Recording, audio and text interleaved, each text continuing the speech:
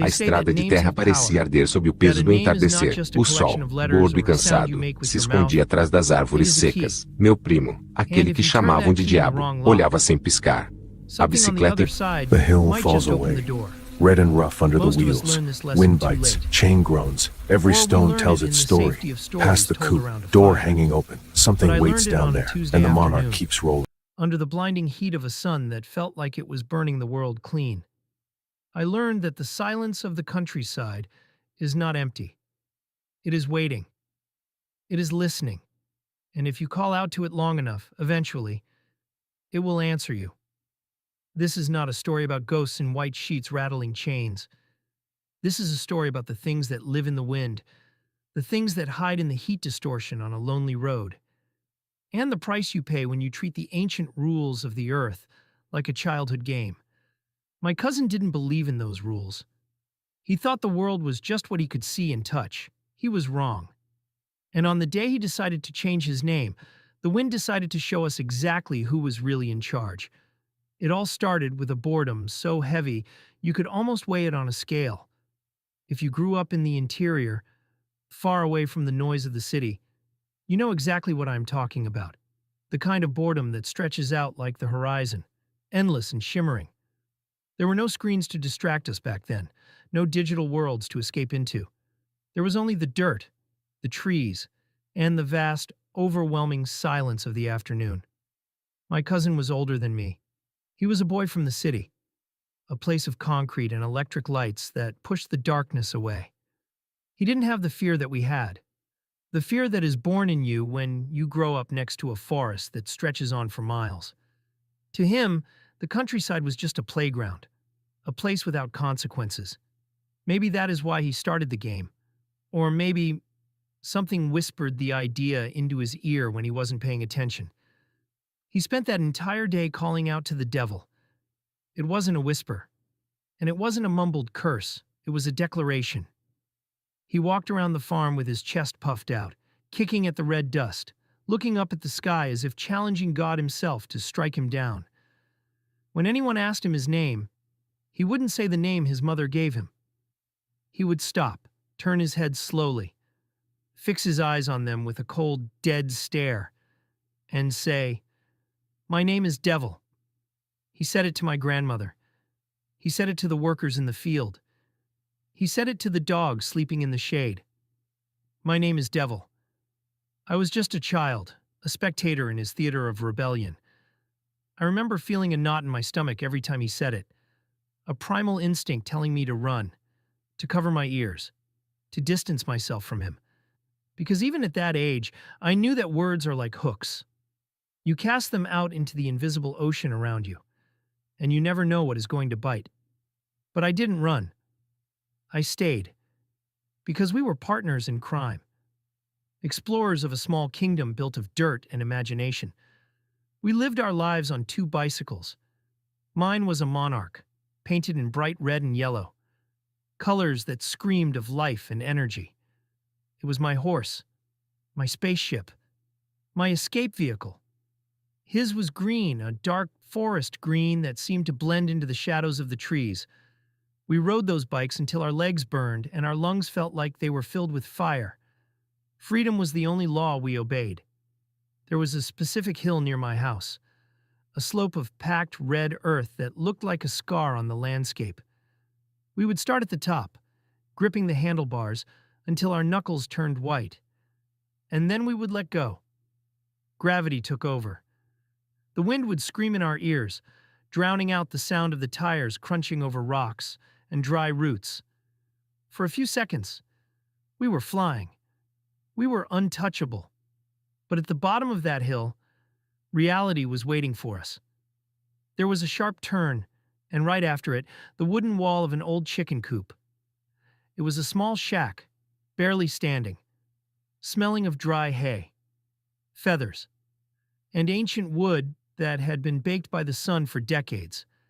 Every descent was a gamble. If you brake too early, you lost the thrill. If you brake too late, you crashed into the wall. We laughed every time we survived it. We laughed with the arrogance of children who think they are immortal. We didn't know that there are collisions much worse than hitting a wooden wall. We didn't know that you can crash into things that are not made of wood or stone. Things that don't leave bruises on your skin, but leave marks on your soul. Our days were filled with these small dangers. We explored the trails in the dense brush, where the sunlight barely touched the ground. We ran across the wide lawn in front of the house, chasing grasshoppers and imaginary enemies. And we played in the terrain of an old sawmill nearby. That sawmill was a place of magic and industry. It spewed out mountains of sawdust, a golden ocean of dust that smelled of pine and resin. We would jump into those piles, burying ourselves up to our necks. It was our desert, our quicksand. We buried our secrets there. We buried our toys. And we buried the fears that we did not yet know how to name. Looking back now, I wonder if the land was already watching us then. I wonder if the trees were leaning in a little closer, listening to the boy who called himself Devil. The house where I lived stood as a witness to all of this. It was like a setting from an old movie, something out of a time that had already passed. It was large, imposing, built entirely of wood. It was painted in vivid colors, red, green, white, but the sun and the rain had washed them out over the years, leaving the house with the look of a faded memory. It was raised high above the ground, supported by massive brick pillars. This created a dark space underneath the house, a cool, shadowy underworld where the dogs would sleep during the heat of the day. I used to hate going under there. The air felt different, heavier. It felt like the house was holding its breath. To get to the main floor, you had to climb a staircase made of imbuya wood, thick, dark, ancient timber that had probably been growing in that forest long before my family ever arrived. The steps were smooth, slippery from years of waxing. They reflected the light like dark water. Every step creaked, a groan of protest from the wood, announcing your arrival to whatever was waiting upstairs. In front of the house, a wide lawn stretched out, bordered by a wooden fence painted white. That fence was the boundary. Inside, there was order, there was safety, there was family. Outside, the world belonged to the wild. Outside, reality was just a suggestion. It was on one specific afternoon that the boundary began to blur. The sun was beginning to set, casting that long, oblique golden light that makes everything look strange. It is the hour when the day is dying, and the night has not yet been born. A time of transition. A time when shadows stretch out and detach themselves from the objects that cast them. We were playing on the other side of the street, near the sheds of a small ceramic factory. It was an industrial place, full of brick and fire and clay. But at that hour, it was deserted. The workers had gone home. The machines were cold. The noise of industry had been replaced by a heavy silence. There was no one around, just us, two boys on bicycles, and the settling dust. The air was still, unnaturally still. Not a leaf was moving. Not a blade of grass. It was as if the world had pressed the pause button. And then he appeared. Or rather, it appeared. A whirlwind. But you must understand, I have seen dust devils before. I have seen the wind pick up leaves and dance across the fields. This was not that. This was something else entirely. It stood in the middle of the road, tall and thin, but it wasn't made of wind. A normal whirlwind is messy. It is chaotic. It is a cloud of debris. This thing was clean. It was a distortion in the air, like a ripple in a pond, or the heat rising from asphalt. It was spinning at a velocity that defied physics, but it wasn't picking anything up. The dust on the ground remained undisturbed. The leaves nearby didn't move. It was contained, precise, intelligent. And then there was the sound. God, the sound, I can still hear it if I close my eyes in a quiet room. It didn't howl. It didn't roar. It tapped. It sounded like footsteps. Fast, rhythmic, frantic footsteps. Tap, tap, tap, tap, tap. like someone tapped dancing on a hollow wooden floor, or 1,000 tiny feet hitting the hard earth in perfect unison. It was a sound that didn't belong in nature. It was a performance, a dance, an ancestral ritual echoing directly from the ground.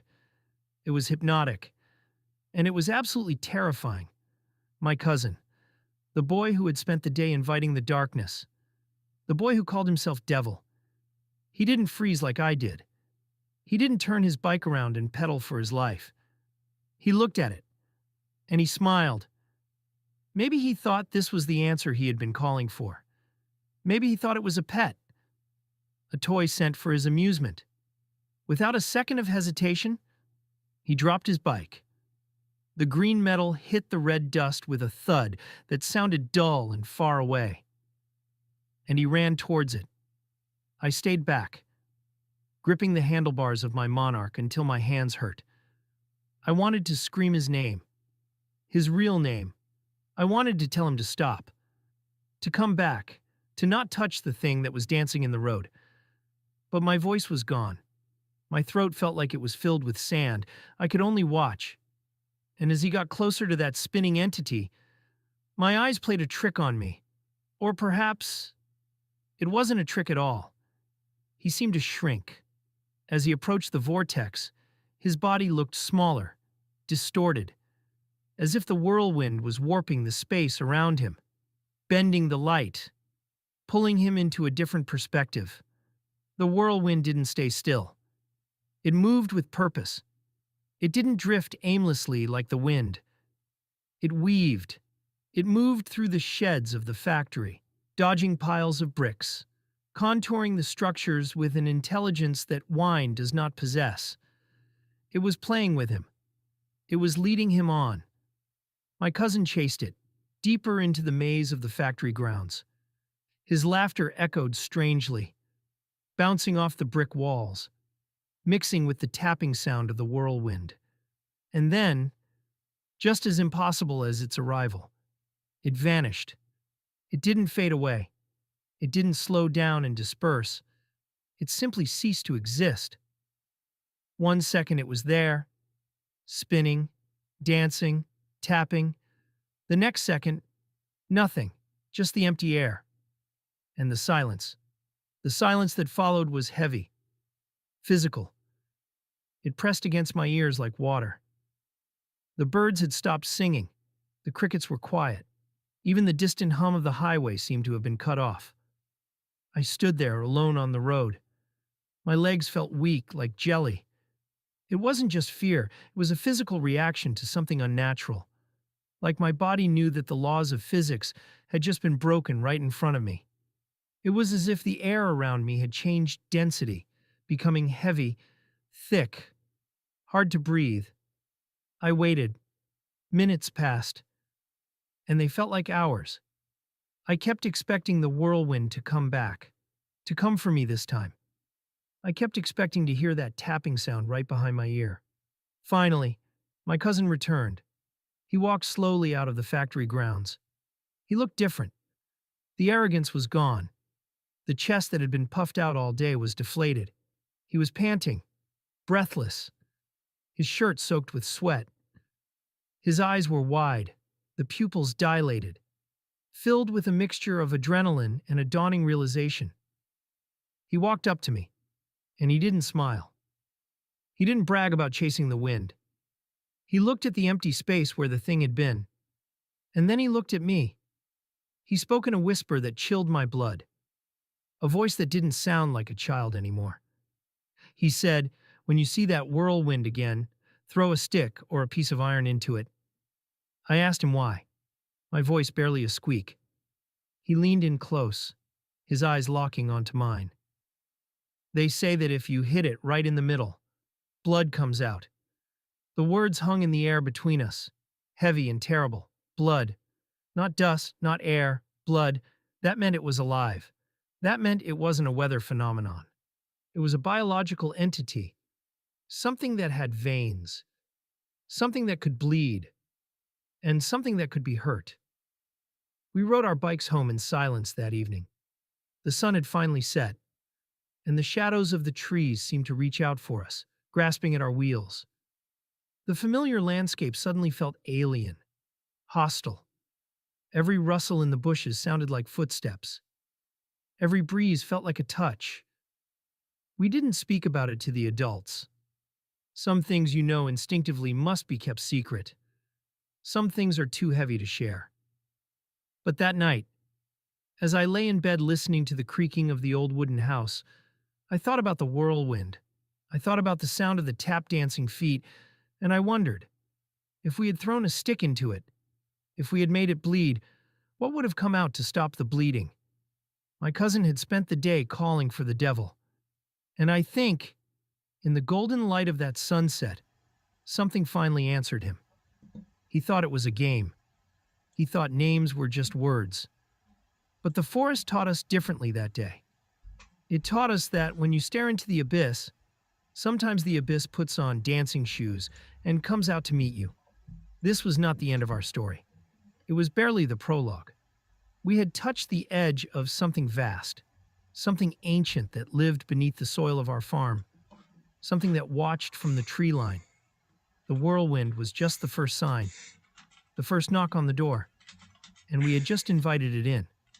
I didn't know it then, but the silence of the countryside would never be empty for me again.